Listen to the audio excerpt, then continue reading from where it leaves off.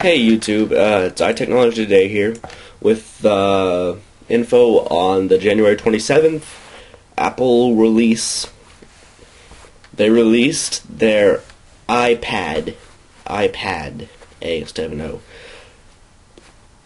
Probably the biggest disappointment in the history of Apple, honestly. Their lack of creativity in name really reflects their lack of creativity in their new device. The iPad is not just similar, but an exact giant-sized replica of an iPod Touch. Here, let's see if I can show it to you now. There it is. There's the iPad on Apple.com. If you haven't seen what it is, go to Apple.com. You can look it up yourself.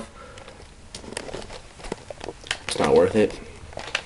iPad is, well, it is 9.5 inches by 7.5 inches, which, let me get this piece of paper here, and I'll show you exactly how big that actually is. There you go. That's 9.5 inches by 7.5 inches. That's what an iPad size is. Now,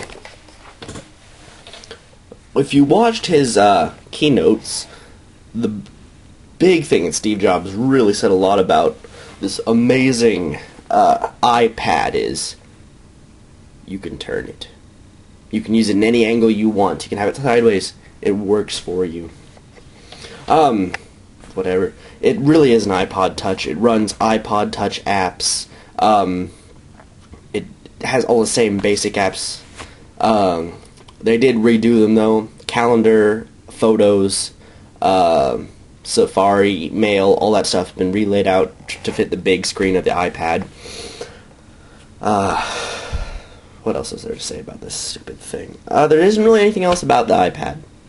It's coming out in March and April. The one in March runs on Wi-Fi.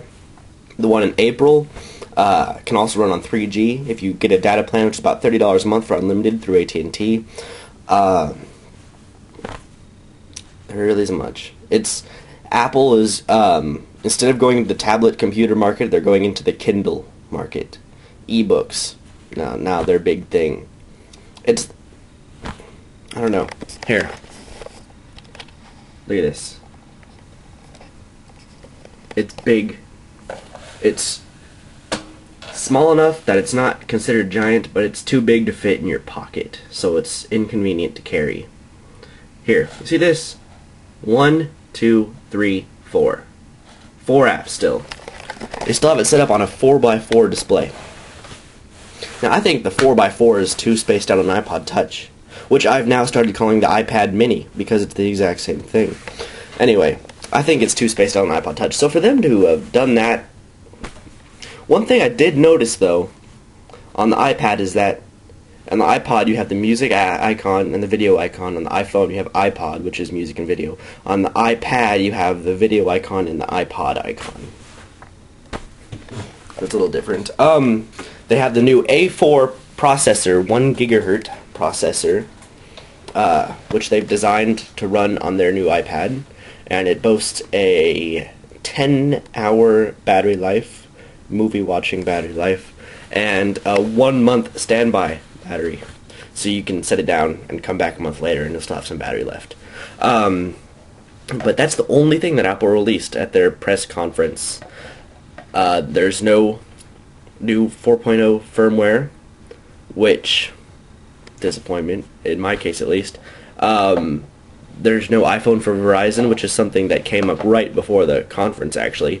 The user interface is identical to the iPod Touch and iPhone interface, except you can change the background.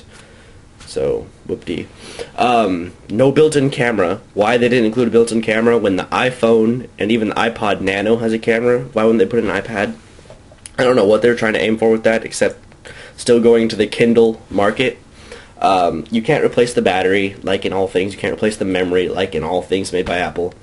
Still no Flash video support, so you can't watch Flash videos or animations online, which is, I mean, Apple says they don't do it because it drains the battery really fast, but, you know, let us figure that out on our own, because let us watch Flash video. If we want to watch Flash video and drain our battery, that's fine. You can say you warned us. We're not going to be mad at you because we want to do something that's going to drain the battery. Anyway, that's what happened on January 27th. Nothing. So, the iPad comes in 16 gigabytes, 32 gigabytes, and 64 gigabyte models.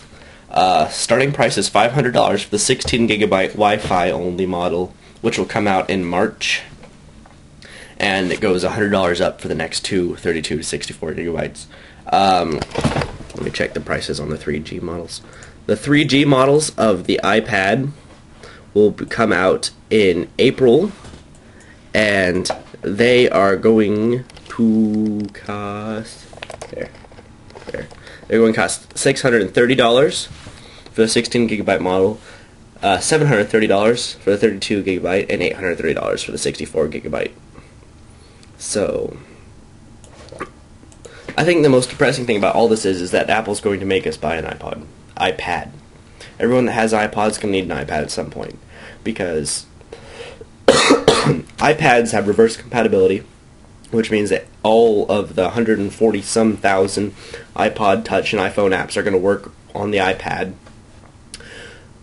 But developers are already working on iPad-specific apps, which were not going to work on the iPod Touch. And it's going to start shifting focus away from the iPod Touch completely to this new, bigger device.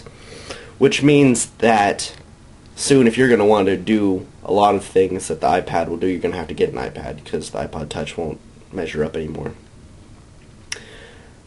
Just to clear it up, this is not a tablet computer in any way, shape, or form. It is just a big iPod Touch. You can run applications, you can't run computer programs or anything else. It's still an iPod Touch. If you still are really convinced that you want an iPad after this whole video, wait.